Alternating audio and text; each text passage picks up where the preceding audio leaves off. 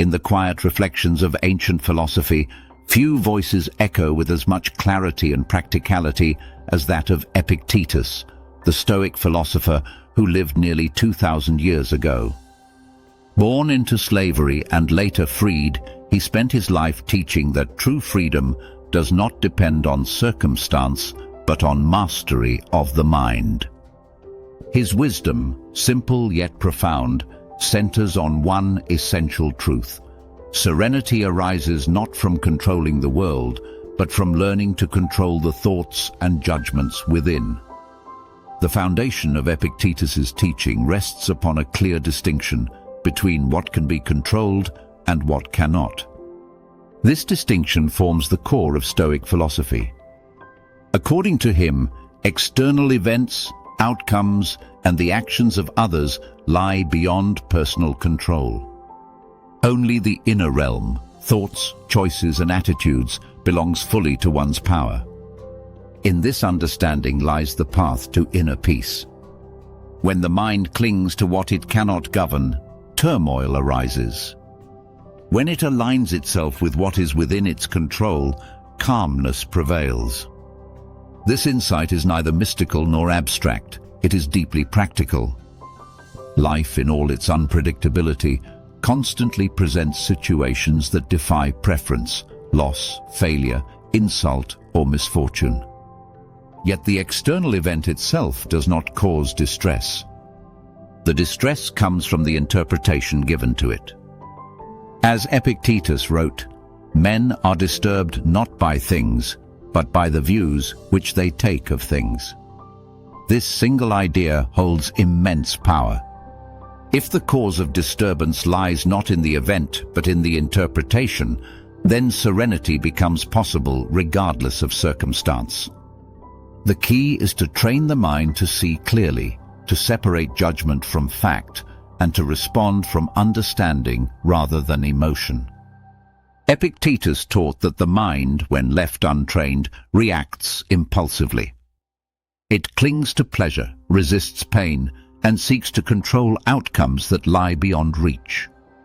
Such impulses create suffering because they depend on conditions that cannot be guaranteed. The wise mind, by contrast, accepts reality as it is. It does not demand that the world conform to its desires.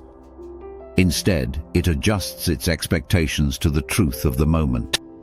This alignment with reality is the essence of serenity. The practice begins with awareness. Whenever emotion arises, anger, fear, or sadness, the first step is to pause and recognize that a judgment has been made. The mind has declared something to be good or bad, desirable or intolerable. Epictetus advised questioning such judgments. Is the event itself the problem or the opinion formed about it? Often what seems unbearable becomes bearable when seen in its true proportion. He also emphasized the importance of distinguishing between what belongs to the self and what belongs to the world. The will, the power to choose one's response, is entirely one's own. External things, wealth, reputation, possessions, even health, belong to the realm of fortune. They may come or go, yet they are never fully under control. To base happiness on them is to build on shifting sand. True stability comes from anchoring peace within the domain of the mind. This is not a call to indifference or passivity. Stoicism does not reject effort or responsibility.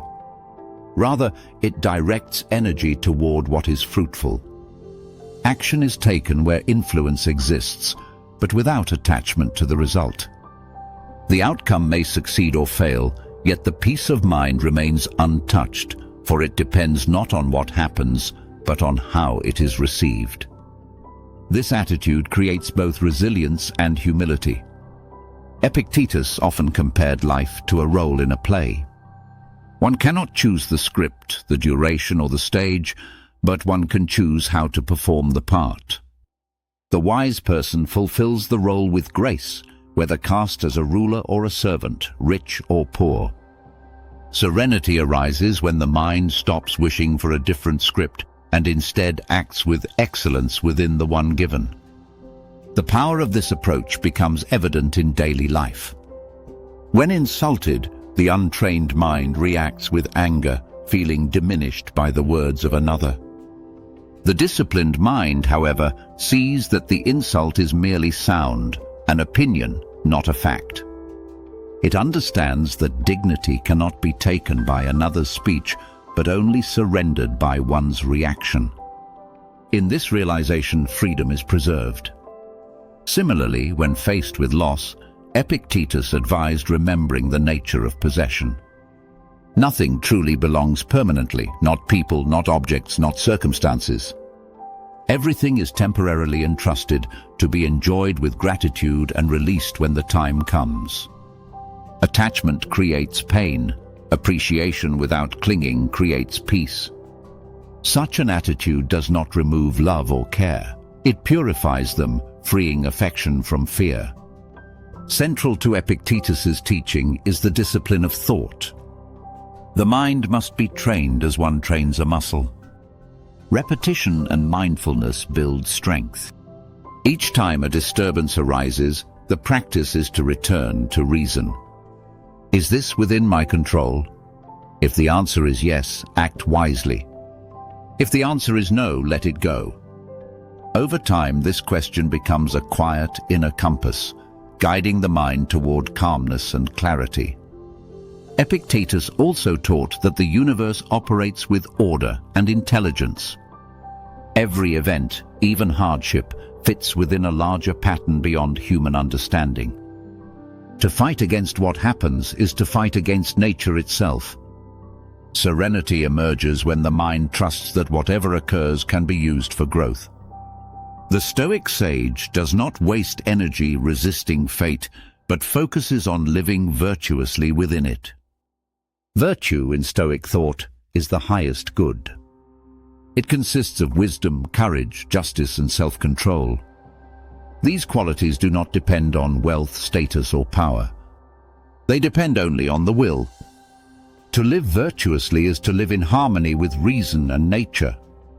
A mind guided by virtue remains steady, like a ship anchored firmly in turbulent waters. Epictetus's own life reflected this strength. Despite hardship and physical disability, he radiated calmness and insight. His students described him as joyful and composed under all conditions. His serenity did not come from ease of circumstance, but from mastery of thought. He understood that the mind's freedom is the only true freedom, and that no external force can enslave it without consent. This teaching endures because it speaks to a universal truth. The modern world, filled with noise and uncertainty, mirrors the chaos of ancient times. Yet the principle remains unchanged. Control of the mind leads to control of life's experience. The world outside may shift endlessly, but the inner world can remain unshaken. Epictetus's guide to serenity is not a promise of unbroken comfort.